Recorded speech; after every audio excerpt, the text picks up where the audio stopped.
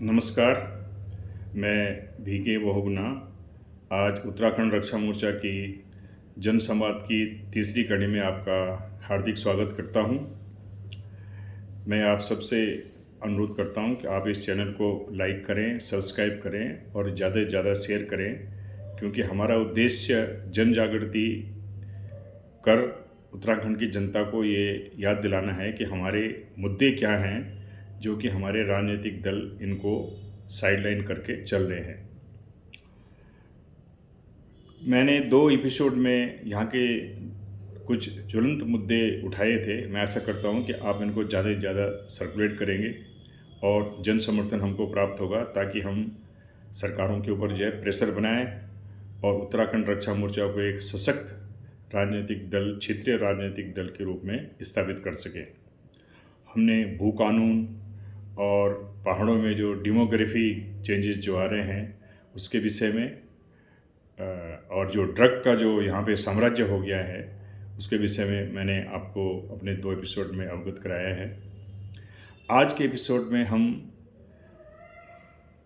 हमारे जो बहादुर सैनिक जो बॉर्डर में हमारी रक्षा कर रहे हैं और जिन्होंने हमारे आज के लिए अपना कल न्योछावर किया था, और उत्तराखंड देश में एक सबसे बड़ा राज्य है जो कि सबसे ज़्यादा सैनिक देश को दे रहा है। हर छठा सैनिक उत्तराखंड का रहने वाला है और सबसे ज़्यादा शहादतें भी उन्हीं की होती हैं।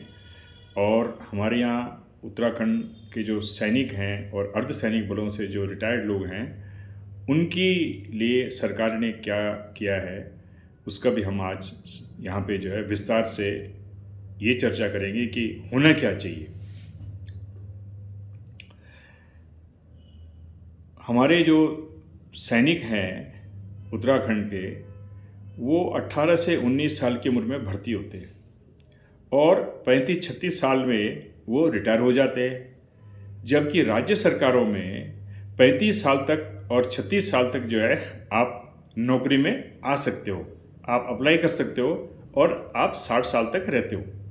तो जो सैनिक हैं वो उत्कृष्ट, अनुशासित और ट्रेंड सैनिक जो कि भारत की सीमाओं पे जिन्होंने काम किया है, वो जब उत्तराखंड अपने गांव में जाते हैं, वापस आते हैं, तो वो बेरोजगार बन जाते हैं। वो एक उत्तराखंड में हमारे सैनिकों की एक बेरोजगारी की एक ज्वलंत मुद्दा है, और उनको जो पेंशन मिलती है वो इतनी सफिशिएंट नहीं है कि वो अपने बच्चों के लालन पोषण एक सभ्य नागरिक की तरह कर सकें। उनकी आर्थिक स्थिति जो है इतनी देश की सेवा करने के बाद भी जो है दयनीय हो जाती है और उनको इधर उधर के काम करने पड़ते हैं। उत्तराखंड सरकार ने एक इनके लिए उपनल बनाया। उस उपनल के विषय में बात कम ही करें तो अच्छा है। इनके यहाँ 22,000 आदमी काम कर रहे हैं, जिसमें कि 15,000 उन्होंने सिविलियन रखे हुए हैं। तो जो भ्रष्टाचार का जो और अकर्मण्यता, अक्षमता और करने की नई इच्छा के कारण जो है हमारे नेताओं ने इस उपनल को भी जो है बर्बाद करके रख दिया है। एक बात अभी हमको ये प्रण लेना चाहिए कि हम अपने सैनिकों के लिए, उत्तराखंड में हर पार्टी जो है सैनिकों को लुभाने का काम करती है, पर मेरी समझ में अब तक ये नहीं आया है कि किसने क्या किया। एक मुख्यमंत्री हुए जो भूतपूर्व सैनिक अधिकारी थे, अभी के मुख्यमंत्री जो है वो सैनिकों के उस परिवार से आते हैं, और ज़्यादा बहुत सारे नेता हमारे आते हैं, लेकिन ये क्यों कुछ नहीं कर पाते। अभी दिल्ली के मुख्यमंत्री आकर के यहाँ बोल गए कि आम आदमी पार्टी आएगी तो मैं 1 करोड़ रुपए की सम्मान निधि करूँगा। मैंने 19 अक्टूबर 2020 को जब हमारे 5 जवानों की शहादत हुई थी कश्मीर में, मुख्यमंत्री को चिट्ठी लिख करके अपने उत्तराखंड रक्षा मोर्चा की तरफ से पत्र लिख करके ये कहा था कि इनकी सम्मान निधि 1 करोड़ रुपए इमीडिएटली आप इनको दीजिए। इससे जो है उत्तराखंड सरकार का मनोबल, उत्तराखंड के जो सैनिक परिवार हैं उनका मनोबल बढ़ेगा। और दूसरा मैंने ये कहा था कि उनको आप जो है उनके परिवार को एक समुचित सरकारी नौकरी दीजिए उनकी शैक्षिक योग्यता के अनुसार। पर दुख की बात यह है कि मुख्यमंत्री का जो ऑफिस होता है वो इस तरह के पत्रों का उनको जो है एक्सेप्ट करके फिर उसका एक जवाब देता है कि हाँ जी आपका पत्र मिला और इस पर कार्रवाई हो रही है। उन्होंने मेरे इस पत्र का कोई जवाब नहीं दिया। इससे ये साबित होता है कि हमारे नेताओं का जो दृष्टिकोण है वो दूसरों के प्रति बड़ा हे दृष्टि का है, क्योंकि उनको इतनी पावर मिल गई है, वो समझते हैं कि वो बहुत बड़े हो गए हैं तो किसी की चुट्टी क्या जवाब देना। भाई ये तो सैनिकों के जो शहादत हुई थी उनके विषय में हमने लिखा था। और जहाँ तक ये आपके अध्यक्ष का कहना है, ये इन्होंने एक अच्छी बात कही है, इसका मैं स्वागत करता हूँ। और ये काम जो है यहाँ की 2 राष्ट्रीय पार्टियां हैं उनको करना चाहिए था, जिन्होंने कि बारी बारी से यहाँ पे राज किया है।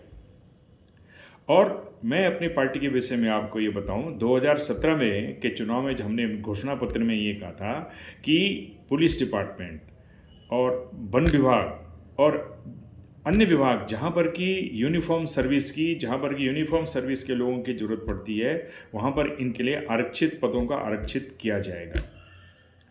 और ये हम अभी भी ये प्रण करते हैं कि अभी अगर हमारी सरकार में कुछ हमारा दखल लेता है, हम अभी इस तरह के सक्षम दल के रूप में नहीं आए हैं कि हम एक सरकार बनाएं, लेकिन अगर हमारा एक भी सीट अगर हमने जीती तो हम उस सरकार को समर्थन देंगे जो कि हमारे भूतपूर्व सैनिकों के लिए एक नीतिगत दस्तावेज में 3 चीज़ें रखेगी। पहले कि जो जिनकी शहादत हुई है, जो शहीद हुए हैं, उनको 1 से 2 करोड़ रुपए का अनुदान सम्मान निधि दी जानी चाहिए। उनके परिवार में किसी आश्रित को उसकी शैक्षणिक योग्यता के अनुसार उनको राजकीय नौकरी मिलनी चाहिए। और जो सैनिक हमारे रिटायरमेंट के बाद आ रहे हैं, उनके रोजगार की व्यवस्था के लिए उनके लिए जो है हमको सीटें रिजर्व करनी चाहिए। जिस यूनिफॉर्म सर्विस की जहाँ जहाँ ज़रूरत पड़ती है, जैसे पुलिस है, फॉरेस्ट है, आरटीओ के ऑफिस में पड़ती है, फिर आबकारी विभाग है, ऐसा में उनको करना चाहिए। और हमको ये सोचना चाहिए कि इतनी अच्छी ट्रेंड मैन पावर जो कि सीमाओं की रक्षा में लगे रहे, जो अनुशासित हैं, जिनकी उत्कृष्ट स्किल्स हैं और अनुशासन प्रिय हैं और जो डेडिकेटेड ढंग से काम कर सकते हैं, जो ईमानदार हैं, वो हमको ऐसे लोगों को हमने जगह जगह गाँव में बिखरा के रखा हुआ है। इनके लिए आप सबसे पहले 50% से ज़्यादा सीट, मैं कहूँ 60-70% सीट जो है एक्स सोल्जर के लिए रिजर्वेशन होना चाहिए फॉरेस्ट गार्ड में और अन्य पोस्टों में। ठीक है, आप कुछ लोगों को आप नयों को भी रिक्रूट कीजिए, 22-23 साल वालों को, लेकिन एटलीस्ट 50% जो सीटें हैं वो एक्स सोल्जर के लिए जो है हमको आरक्षित करनी चाहिए। तो मैं आज यही कहूँगा कि उत्तराखंड रक्षा मोर्चा की तरफ से हम एक अच्छे क्षेत्रीय दल के रूप में उभरने का प्रयास कर रहे हैं। और मैं ज़्यादा से ज़्यादा भूतपूर्व सैनिकों से, भूतपूर्व अर्धसैनिकों से ये अनुरोध करूँगा, उनके अधिकारियों से और उनसे, कि वो ज़्यादा से ज़्यादा रक्षा मोर्चा में शामिल हों और इस प्रकार से हमारे सैनिकों का सम्मान बढ़ाने के लिए जो कुछ हो सकता है हम इस राज्य में करें।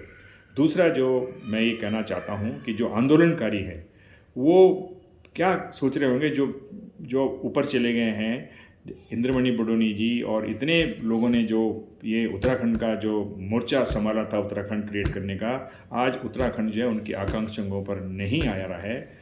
और जिन लोगों ने शहादत दी है मुजफ्फरनगर में, जगह जगह जिन्होंने दी है, उनके परिवारों को और जो आंदोलनकारी हैं उनके लिए भी हमने अभी तक जो है समुचित बंदोबस्त नहीं किया है, उनकी इज्जत नहीं की है।